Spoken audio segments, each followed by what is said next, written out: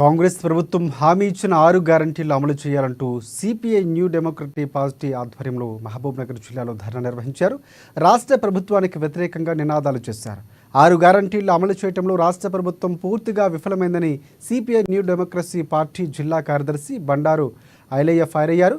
ఇక 100 రోజుల్లో 6 గ్యారంటీలు అమలు చేస్తామని చెప్పిన కాంగ్రెస్ పార్టీ 11 నెలలు కావస్తున్న రాష్ట్ర ప్రభుత్వం పట్టించుకోవడం లేదంటూ ఆవేదన వ్యక్తం చేశారు.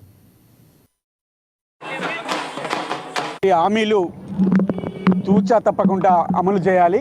ప్రజలు అడగక ముందే అధికారంలోకి రావడానికి రకరకాల హామీలు ఇచ్చి అధికారంలోకి వచ్చారు. అధికారంలోకి వచ్చిన తర్వాత వాటన్నిటిని కూడా విస్మరించారు.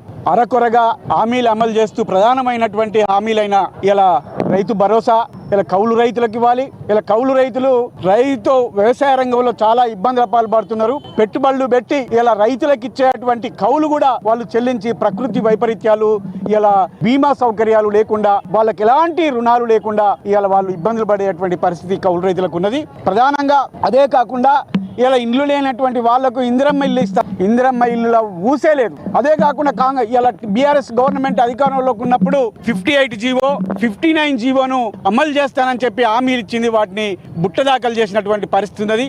బీఆర్ఎస్ ప్రభుత్వం విస్మరించినటువంటి హామీలను కూడా మేము అమలు చేస్తామని చెప్పి ఇలా రేవంత్ రెడ్డి ప్రభుత్వం అధికారంలోకి వచ్చినాక చెప్తున్నాడు. వాటిని కూడా అమలు చేయాలి. లేకపోతే బీఆర్ఎస్ ప్రభుత్వానికి పట్టినటువంటి